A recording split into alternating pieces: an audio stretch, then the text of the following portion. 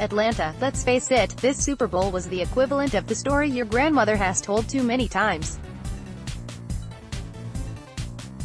It was a hell of a story, long ago, back when Tom Brady was Tom Brady, and the Rams' offensive genius was Mike Martz instead of Sean McVay, and a combination of Bill Belichick's defensive wizardry and one fourth-quarter drive led by Brady produced a win. That was the story when the Patriots beat the Rams in Super Bowl XXXVI 17 years ago. It was the story again Sunday, when they beat the Rams 13-3 in Super Bowl LIII. The difference this time is that you might have fallen asleep. You might wonder why Martz did not get the ball more to arguably the game's best running back Todd Gurley, Marshall Faulk, to get the Rams' explosive offense going. After the game, McVay said, "I know there's a handful of decisions that I'm going to want back, for sure," just as Martz said, "Sure, there are some things I'd like to have done differently that just didn't work. But in the end, it didn't matter." Brady and the Patriots were wiser, more adaptable and more efficient, and by the end, when one team needed a play instead of a mistake, it was obviously going to be New England. You're tired of it? They don't care. The Pats kept throwing to diminutive but uncoverable receiver Julian Edelman, Wes Welker, Deion Branch, a guy who was never supposed to be this good and would surely never be this good anywhere else. Edelman, who came back from a torn ACL suffered during the 2017 preseason, caught 10 passes for 140 yards against the Rams, and won Super Bowl MVP. 14 years after Branch came back from a knee injury, caught 11 catches for 131 yards against the Eagles, and won Super Bowl MVP. Or, Patriots shut down Rams in unexpectedly low-scoring Super Bowl LIII. The Patriots traded Branch for a first-round pick rather than sign him to a big contract, just as they traded receiver Brandon Cooks for a first-round pick rather than sign him to a big contract. Cooks was on the field Sunday, for the Rams, and he had a lousy night. We keep waiting for the Patriots to let a star leave and actually miss him, but it hasn't really happened yet. You want to talk trades? Jason, we made a good trade, Patriots owner Robert Kraft said as he walked through the locker room. He was talking to star defensive back Devin McCourty, who broke up what should have been a touchdown pass to Cooks. "You won't hear me complaining," Jason McCourty told Kraft. Both McCourtys are classic Patriots, smart, talented, and capable of learning new defensive wrinkles every week.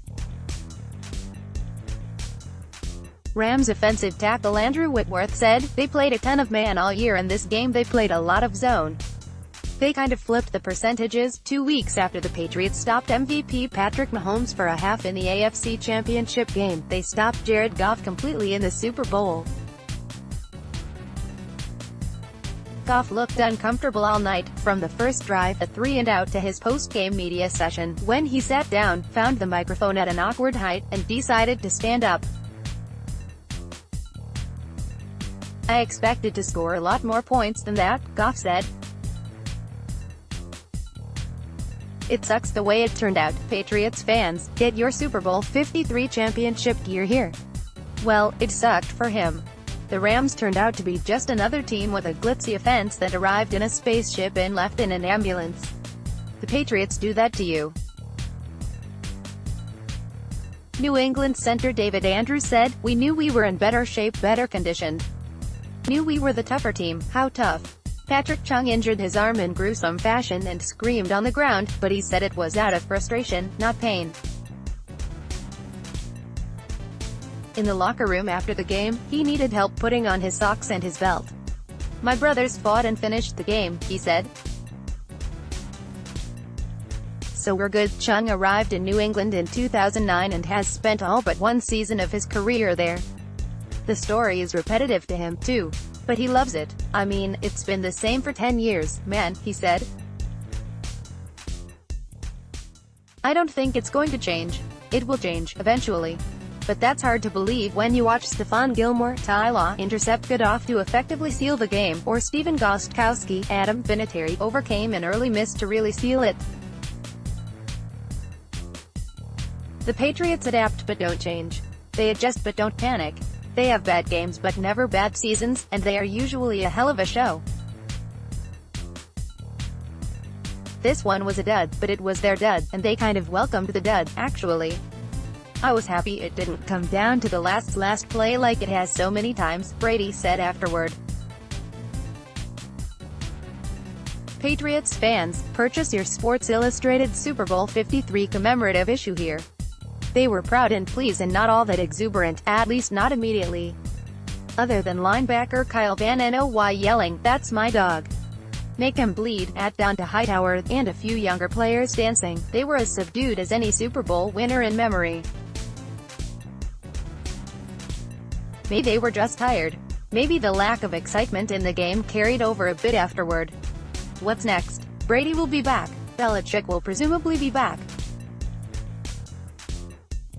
Gronkowski could retire, and Pats defensive coordinator Brian Flores, Romeo Crennel, Eric Mangini, Matt Patricia, is leaving to be the Dolphins head coach. But this is what won't happen: they won't get soft content or tired of it all. They won't pay Edelman like the best receiver in the league just because he won Super Bowl MVP. They won't chase stars, they won't stubbornly stick with a game plan that isn't working, and they won't dwell on this win. We promise, you won't have to watch Super Bowl LIII again, ever. We wouldn't do that to you. But at least take a moment to appreciate it. The Patriots won their 6th, 5th, 4th, 3rd, 2nd, 1st Super Bowl because everybody did their job, did their job, did their job, did their job, did their job, did their job. Question or comment? Email us at talkback@mqb.com.